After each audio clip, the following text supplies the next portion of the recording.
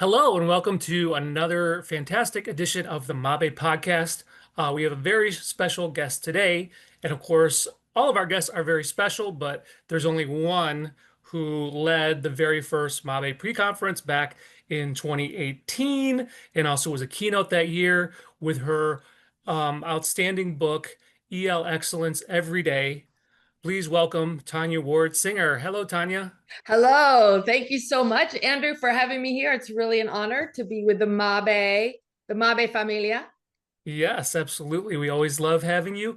Um, so uh, Tanya has a new book called Asset-Based Language and Literacy. So this is actually a second edition of the EL Excellence Every Day. So I've been looking at it, the digital version. I can't wait to get my hands on a physical copy so it can look just like the first one and have like my post-its and highlights throughout it. And also before we get to the questions, there it is. Yes.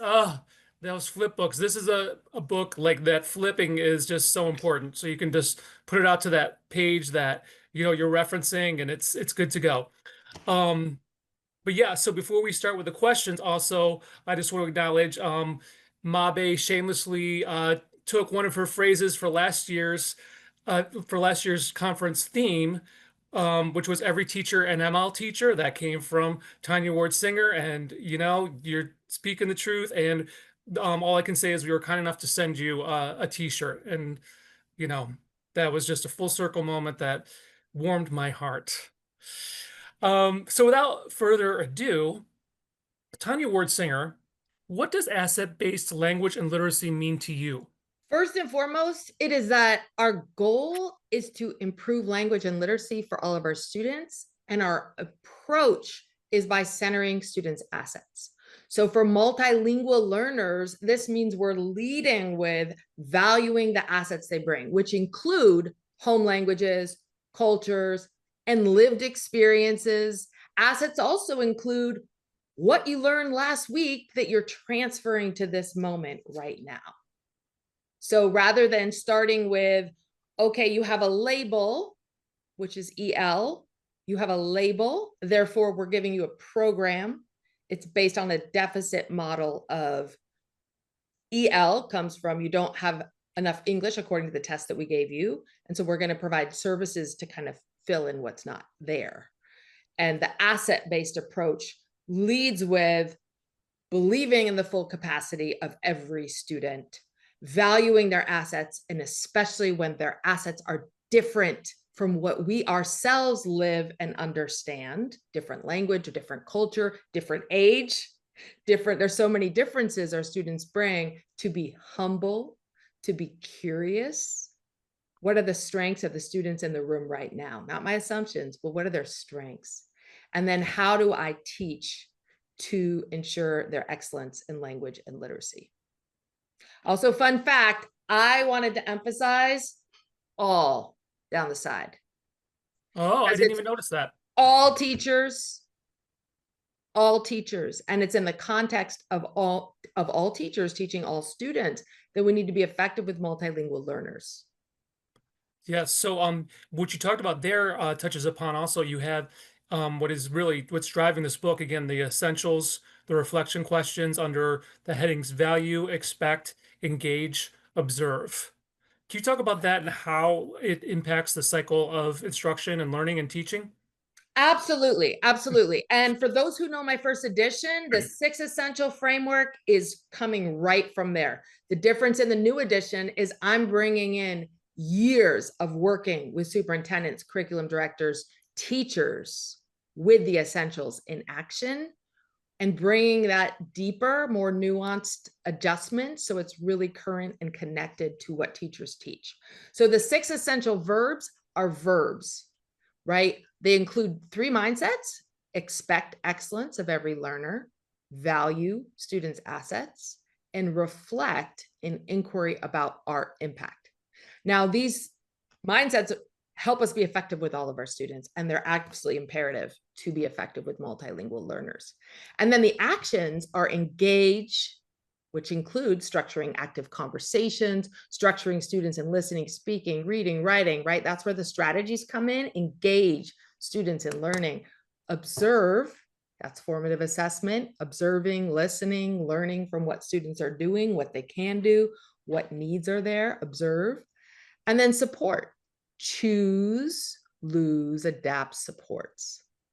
So that's really important that I put these verbs front and center. And that is different from the way a lot of frameworks and pedagogies that center multilingual learners approach instruction.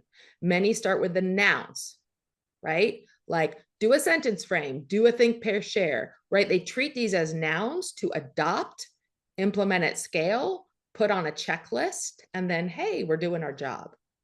With the verbs, we're focusing on our agency to adapt, to reflect and adapt. And that is the pivot that makes the difference between over scaffolding and creating dependent learners and doing the just right scaffolding, which is not something you can just take out of a box. It's not something you can just follow a checklist. Just right scaffolding requires having high expectations. It requires paying attention to students for their assets and their challenges, and it requires adapting. So focus on the verbs. Yeah, you mentioned in there too, getting it just right. And I remember reading your first book. I was familiar with the term productive struggle. I knew what it meant, but I really didn't internalize it and understand, the great impact that it has. And well, it's just the great importance until I, went through your workshop and was able to read the first book. And then also the idea of choose or lose, which sometimes you're kind of like choose or lose. Well, takes you a moment because it's you're choosing or you're losing, but that's what we need to do as educators with our students. We need to be um, regularly, constantly looking at what is their skill set and how do we target just ahead so they're growing, not just spinning wheels. And you talked yourself about how back in the day before we really got as involved in these conversations, scaffolding, oh, it was great, we love scaffolding, yes, this they can do, but they're not going to grow if we're always giving them the same supports after they've outgrown them. Absolutely. And this is work refined in classrooms.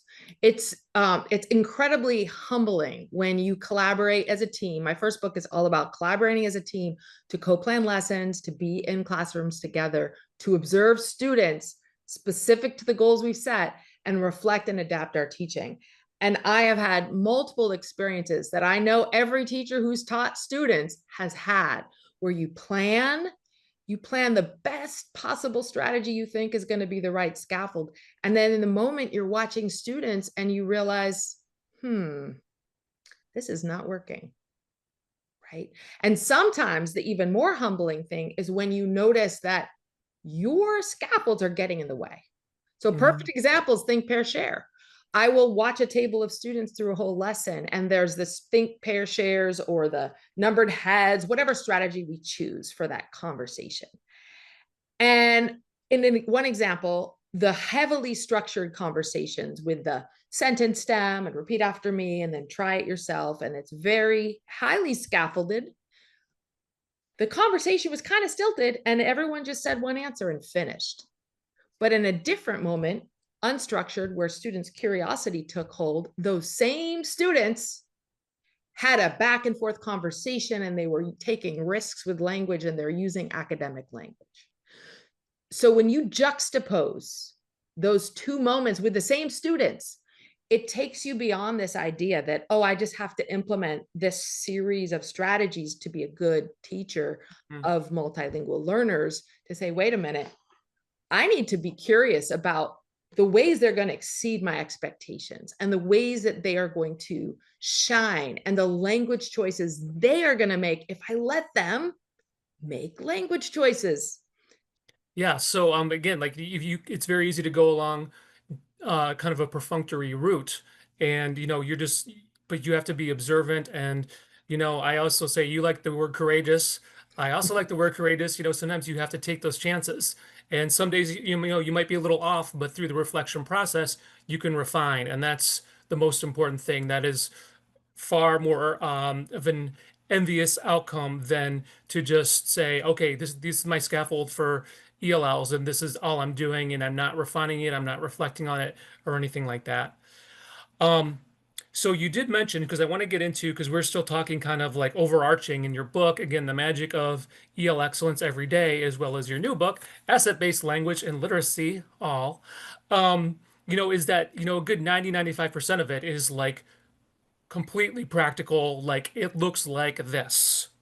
And let's start talking about conversation structures. What can you tell us about those and how those are effective for English language learners and other learners as well?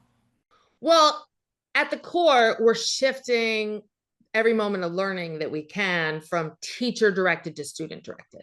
So being a facilitator of student action and learning. So peer conversation structures are go-to. Definitely, this is not a new invention. Anyone who's been in education knows think, pair, share is a starting place. It's practical. You get half the students talking at the same time by building the capacity to speak in partners.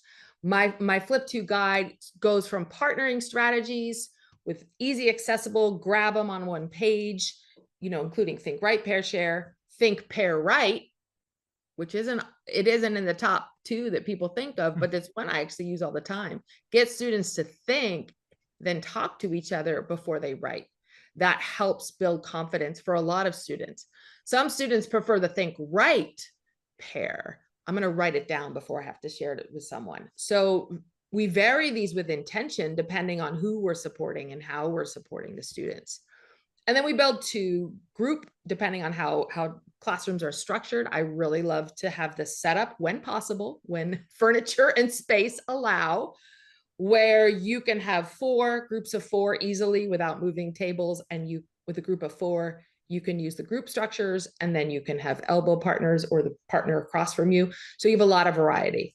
And then you flip just one page over and you have the up and moving structures. So teachers can have those tools at their toolkit. And what's beautiful is, and important, when you're building capacity, as I do for entire districts, I work with the entire district, we need to value the assets teachers bring. Every teacher, every single teacher brings assets to instruction and to teaching multilingual students, even if they don't have a certificate to do so. So it's being curious about what teachers can do. Some teachers really are good at think, pair, share, or really good at the structured conversations. And then I'm just helping them when they do that, listen for students' language choices and look at ways to support. Yeah, and also, I mean, think, pair, share can mean different things to different people.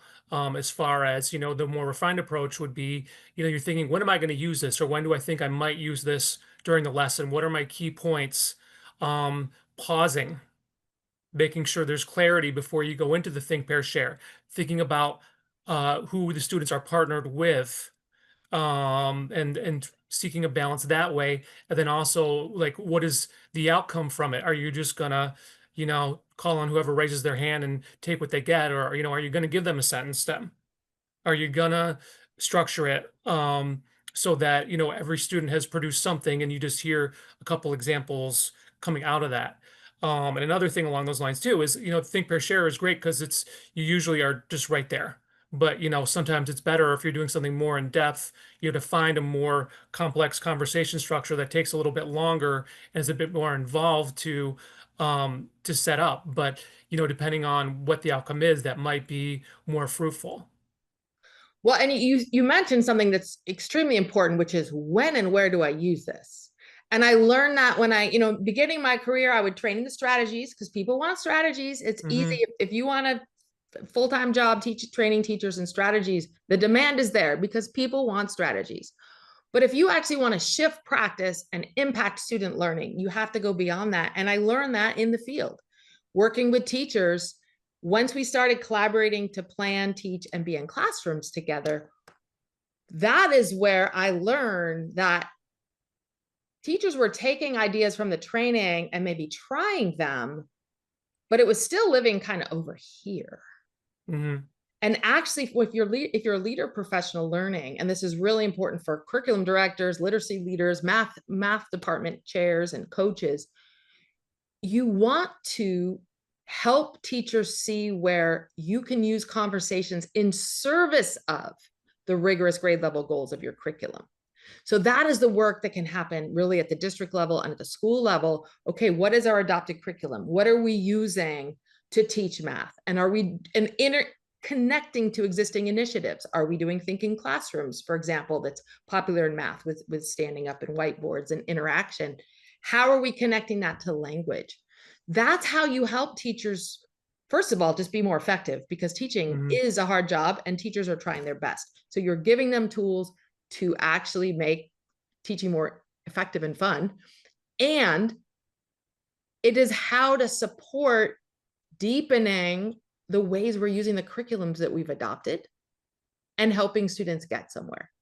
I think where it's a mistake is in the supportive teaching transition from theory to action, is that sometimes, especially if it's coming out of the multilingual learner department and we have just one afternoon that we're given to train teachers, okay, we give them this strategy. Are teachers making connections to where that fits in the curriculum? But if you give teachers, for example, time, let's say where there's adopted language arts, to go through and be like, where are the core places that we're always going to use this, that we're going to improve on what the teacher's edition is saying? The Mhm. teacher's edition is full of questions. And a lot of people are going to resort to what they themselves experience in school, which is ask a question, call in some volunteers. Ask a question, call in some volunteers. Even though you just went to this training and learned these great strategies, here you're doing what you think is being asked. But to give teachers time to look at that actual, what you're already teaching every day, and say, where's the opportunity for a conversation to actually help students with the goal? If the goal is claim, evidence, reasoning, writing about science, how are we going to use conversations as a scaffold to get them from the close reading of the text to the critical evidence-based writing with reasoning? And that's the work that I do in this book, EL Excellence Every Day. And the second edition, Asset-Based Language and Literacy, takes you from strategies, flip two strategies in the purple and the orange tab sections, to Okay. the green section where we start with a goal. If your goal is main ideas, if your goal is making inferences from text, writing with evidence, then we apply all 6 essentials to meet that goal. Great. Yeah. And I loved in your book how, again, with the conversation structures, you do have those different levels. Mhm. And also something to reiterate, um, you know, if you're in a training, you might see a conversation structure and you're like, wow, this is awesome. I want to do this. And, oftentimes you can do it successfully, but that whole process, it really benefits the coaching and the reflection and doing it more than once. Some teachers try something once and it doesn't work quite the way they want. And, for most of these, it's going to take more than one time. And also the students, the first time you do it, you have to explain it all to the students. You have to be very explicit, and there's going to be confusion more than likely. But then, you do it a few times and they just know how to do it. And then that whole element is no longer a barrier. They can just dig right into it and have at it. Absolutely. Establishing those routines, that's where you move from strategies to routines that make your life easier as a teacher. Because once you have it as a routine to turn and talk to partners or to talk in groups, to have a few structures that you can rely on, even with youngins, when they're down on the carpet and you're doing your read aloud, when you ask a question, teaching them to turn knee to knee and talk to each other, that takes work, that takes Mhm. training. But the pre-K and kindergarten teachers who invest in that training, wow, they have incredible years, because all those kids who are like, I want to talk, I want to talk, I want to talk, who can cause, especially for a new teacher, disruption. Actually, you're channeling that asset of their enthusiasm to talk, to give, by giving them more opportunities to do so with peers. Great. One more thing I wanted to touch upon and here you talk about is in a broader context about active participation. What's the payoff and what are some strategies for active participation? Yeah, so active participation, and that's where I cluster in, because I put such an emphasis on conversations, which of Mhm. course are one form of active participation. So that's part of it. But in as far as strategies that you're looking at in the book, we want everything. So, for example, if we're going to read a text together, shared reading, okay, shared reading is a part of lots of classrooms, whether it's in language arts or whether it's we're going to read this math problem together before I have you work on it in groups. How do I actively engage students when we read something together, right? So active participation can range from choral reading where we're all reading it, which you don't want to Hmm.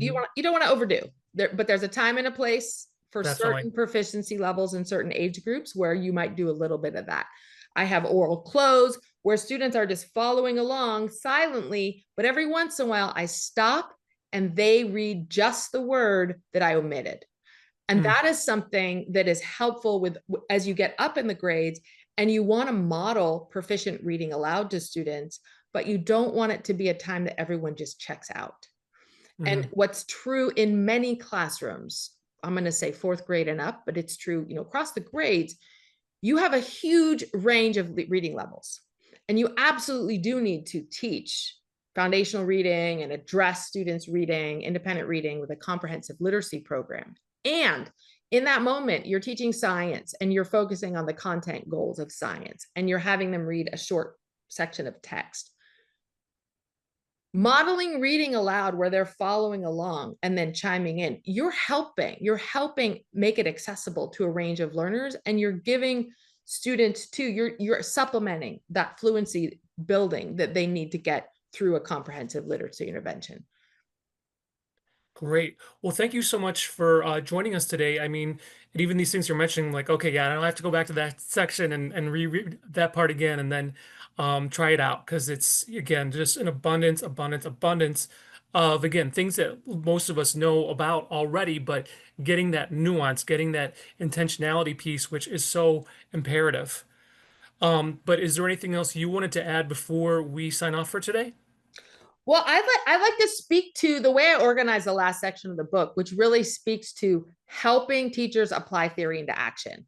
And honestly, I often tell teachers when they're just getting into the book, I say, you know what, busy teachers like sometimes to start here, and that is okay. Hmm. It's a flip to guide. You can start in the back section. So what I do is I have people look at the table of contents and notice what's different. You probably can't see it very well. Notice what's Yeah. different with the table of contents from the flip to strategies. Because instead of seeing lots of different structures and strategies to build background, scaffold language, etc., now you see goals, making predictions, identify main ideas, make meaning, self-monitor, use context clues, just make claims about texts. So I say, what is a goal here that is a goal for all your students? That's the moment where this shifts from being one more thing, like strategies on the sidelines and language Hmm. over here, to, oh, wait, I'm teaching this. Oh, wait, I Hmm. need that. And the way I've organized these sections is through the 6 essentials. So you take that goal, make claims with text evidence, and you open to that section and you see, okay, what are my goal? What are the language and content objectives for that goal? So that's a planning scaffold. And then there's the engage. How am I going to actively engage students? What tasks will I use to engage students in learning this goal? Which are also your formative assessments. Then you have observe, questions to ask as you're watching students. Then you have the question for support. And this is so it's like a menu, it's like a restaurant menu. Once you're at the moment where you've tried this, you've done it. And I put in, and this carries over from the first edition because this was very popular. I have an if then chart of the most common mistakes and challenges students have, right? You want text evidence. If students are randomly quoting the text, but it's not relevant to the question, here are some specific strategies. If you structure think, pair, share, and you get think, pair, stare, many kids are silent, try these strategies. And then you have a menu for teachers to say, oh, I want to try this with my class. And it helps you apply all those flip to strategies from the previous sections at the point of what you're teaching. And for sentence frames, this is a very big scaffold for teachers because if you're teaching to justify claims with text evidence, Hmm. wow, right on that section, you have sentence frames that support that work that you can choose or lose as students surprise you with the much bigger diversity and sophistication of language choices they make that you will use to build up your sentence frames in an asset-based classroom. All right. Well, I mean, thank you so much. I can't recommend your books highly enough. And I also love your newsletter. I mean, just, very thoughtful pieces to again keep us mentally engaged because sometimes we're out in the field between PD sessions and it's just something to think back on as we try to do right by our students. So how can people find your books and how can they correspond with you and learn about what's going on with you in the world of education? All right, thank you. Well, my website is my name, Tonya Singer. I left out the middle name on the website, so it's TonyaSinger.com. And there's a contact form on the website if you want to contact me. Um, Subscribe to my newsletter, and you will get occasional emails. I'm email light to keep you in the loop, and to share new content with you, including this podcast. I'll be excited to share with my Right newsletter on. as people come out. You can find my book in all the places that sell books, right? Something to know, Amazon.com. Right now, the second edition is somehow not linked to my first edition in Amazon. So if you look up EL Excellence, you will see all those reviews. A lot of that content is in the second edition, but I've made many important updates. So the new edition doesn't yet have the reviews because it needs to get out there and have more people read it. So please, I mean, there are already thousands who've bought the book, but get reading and put that review because that helps people find it in the search. That's the reality. But even better, support small, independent publishers and go to Corwin Press, who's the publisher, and buy the book direct from them. You can save 20% when you put save 20 in your checkout. All right, I actually just wrote that down because, as I mentioned, I do not have the physical copy yet, and I need it in my life. Absolutely. And I also need Absolutely. to write a review. Yes, there it is again. All right, well, thank you so much, Tanya, for joining us. I look forward to hearing from you again in the future. Thank you so much. It's a real honor to be here and to collaborate today. Great. Bye, everyone.